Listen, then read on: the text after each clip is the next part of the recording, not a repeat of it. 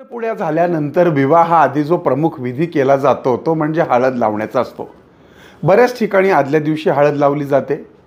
मात्र एकच आहे की हळद लावल्यानंतर वधूवरांनी बाहेर कुठेही फिरायचं नसतं। असं म्हणतात की ओल्या हळदीनं किंवा भरलेल्या चुड्यानं बाहेर पडला तर काही वाईट शक्ती त्या दोघांना त्रास देऊ शकतात। हळदीच्या अंगाने चुडा भरलेल्या वधूने कधीही प्रथम 16 दिवस विवाहानंतर 16 दिवस फिरायचं नसतं असं सांगितलंय।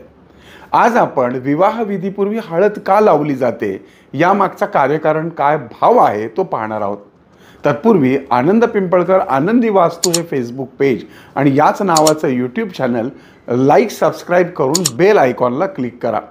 चला तर मग पाहूया लग्नामध्ये हळद लावण्याची प्रथा नक्की काय असते।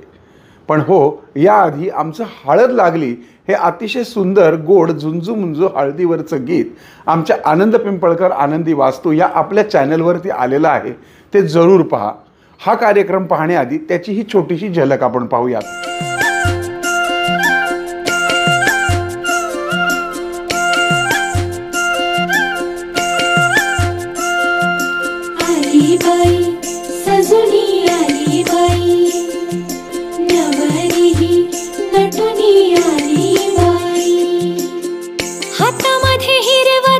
शोभे किती छान ग, हळदीनं झाले तिचे पिवळे हे गाल ग, पायातल पैंजण छुनू छुनू वाजल्याने, गाली तिच्या लाज बाई दाटली, लागली नवरीला हळद लागली, लागली नवरीला हळद लागली। आवडलं आपल्याला गाणं? चला तर मग आता आपण पाहूयात की विवाहापूर्वी वधूवरांच्या चेहऱ्यावरती ही हळद किंवा संपूर्ण अंगावरती हळद का लावली जाते। तर तसंही जर तुम्ही बघितलं तर या वधूवरांच्या चेहऱ्यावरती एक प्रकारचं गुलाबी तेज आलेलं असतं। वरास विष्णू स्वरूप आणि वधूला लक्ष्मी स्वरूप म्हणून बघितलं जातं आणि आपोआपच ते कसेही असले रंग रूप उंची तरीही त्यांच्या चेहऱ्यावरती एक प्रकारचं तेज येतं, गोडवा येतो, त्याला बाशिंग तेज किंवा मांडव तेज असं देखील म्हटलं जातं। ते अजून निरखून यावं म्हणून, तसंच लग्नामध्ये जोडपी परफेक्ट दिसायला हवीत, त्यामुळं हळद लावल्यामुळं त्यांचं अंग जे आहे ते पूर्णपणे तेजस्वी दिसतं, गोरं दिसतं, उजळून दिसतं आणि इतरांपेक्षा हे जोडपं नक्कीच वेगळं दिसतं, म्हणून हळद लावली जाते। त्याचबरोबर महत्त्वाचं म्हणजे हळद लावल्याने छोटे मोठे रोग नष्ट होतात, ज्या जखमा झालेल्या असतात त्या भरून निघतात आणि म्हणूनच एक अँटीऑक्सिडंट म्हणूनही हळदीचा उपयोग होतो। त्याचप्रमाणे हळद ही नॅचरल म्हणजे नैसर्गिकरित्या आपल्या शरीराला नेहमी ॲक्टिव्ह दाखवते, तजेला निर्माण करते। हळदीचा ॲरोमा हा खूप सुंदर असतो, वास त्याचा खूप सुंदर असतो, त्यामुळे संपूर्ण अंगाला हळद लावल्यानं हळदीचा एक सुवास संपूर्ण अंगाला येतो। हळद ही हिंदू विवाहातच लावली जाते असं नाही, तर मुस्लिम धर्मातही विवाहापूर्वी हळद लावली जाते। त्याचबरोबर ही हळद वधूवरांचं वाईट गोष्टींपासून संरक्षण करते असं म्हटलं जातं। हळदीचा पिवळा रंग आणि शरीरातला आज लाल रक्ताचा रंग यातून एक भगवा रंग तयार होतो। हळदीचा पिवळा रंग हा शुभ असल्याची मान्यता आहे।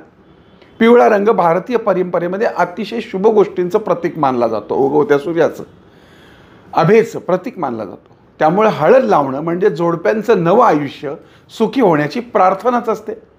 म्हणून काही ठिकाणी लग्नात पण नवरा नवरीची मंडळी जी असतात ती सुद्धा पिवळे कपडे घालतात असं आपल्याला पाहायला मिळतं। हळद लावल्यानंतर आपोआपच त्वचा उजळते। आता पूर्वीच्या काळी काही ब्युटी पार्लर किंवा मेकअपचं फारसं साहित्य उपलब्ध नसायचं, त्यावेळेस हळद लावल्यानं चेहऱ्याला वेगळा तजेला आणि ग्लो येतो हे अगदी क्लिअर आहे, म्हणून पण मोठ्या प्रमाणामध्ये हळद लावली जायची। आता हळद ही नुसताच ग्लो देत नाही, तर ती एक चांगली अँटीसेप्टिक म्हणून पण काम करते, त्यामुळं त्वचा निरोगी राहते, कोणतेही डाग हे चेहऱ्यावर राहत नाहीत किंवा दिसत नाहीत। असं म्हणतात की हळद नेहमी आपण जेव्हा कपाळाला लावतो, सवाष्णी लावतात किंवा जनरली लावली तर भंडारा लावला जातो, तर तो का लावला जातो तर शरीराच्या शुद्धीसाठी, म्हणजेच हळदीमुळे शरीर शुद्ध होतं, त्याचा असाही एक फायदा आहे। आता ही संपूर्ण हळद संपूर्ण अंगाला लावल्यानंतर जेव्हा आंघोळ केली जाते तेव्हा जी डेड स्किन आहे ती निघून जाते आणि शरीर डिटॉक्स होतं। हळद अँटी डिस्प्रेसंट म्हणूनही ओळखली जाते, तर यानं डोके देखील जी दुखी असते ते देखील दूर होते। म्हणून हळद लावली की कर्क्युमिन कार्यरत होऊन नवरा नवरीच्या मनात असलेली जी भीती असते ती निघून जायला देखील मदत होते. लग्नासाठी तुम्ही तयार झालं याचं ते एक प्रकारचं प्रतीक आहे. नवरा नवरीची फायनल संमती म्हणून जुन्या काळात हळदीच्या प्रथेकडे बघितलं जायचं. ज्या जोडप्याने हळद लावून घेतली त्यांनी आपल्या जोडीदाराला स्वीकारलं असंच यातनं दिसायचं. अर्थातच या संपूर्ण नवजीवनाचं किंवा नव्या सुरुवातीचं प्रतीक म्हणजे हा हळदीचा पिवळा रंग आहे आणि म्हणून तो शुभ मानला जातो. कुंकवानंतर हळदच असा घटक आहे की ज्याला प्रत्येक शुभ कार्यात मान दिलाय. भंडारा, खंडोबाचा भंडारा देखील हळदीचाच पिवळाच असतो. अशात या बहुगुणी हळदीचे आणि हळकुंडाचे खूप सारे परंपरागत उपाय देखील सांगितले. अर्थातच हे उपाय म्हणजे तुमच्या जीवनामध्ये अडथळे येत असतील, धनवृद्धीमध्ये प्रॉब्लेम होत असेल किंवा विवाह जमण्यात अडचणी येत असतील तर या हळदीचे हळकुंडाचे खूप सारे उपाय शास्त्रकारांनी परंपरागत पद्धतीने सांगून ठेवलेले. कोणाचं लग्न जमत नसेल, कोणाला अडचणी असतील तर या हळकुंडाच्या आणि हळदीच्या माध्यमातून कशा दूर करायच्या त्या पाहूयात आपण पुढच्या भागामध्ये.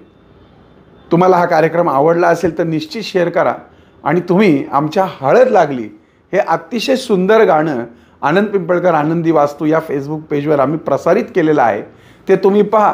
पुन्हा एकदा त्या गाण्याची छोटीशी झलक आपण पाहूयात आणि पुन्हा भेटूयात पुढच्या हळदीच्या तिसऱ्या भागामध्ये. तोपर्यंत तुमच्या आनंद पिंपळकरचा तुम्हाला जय साई.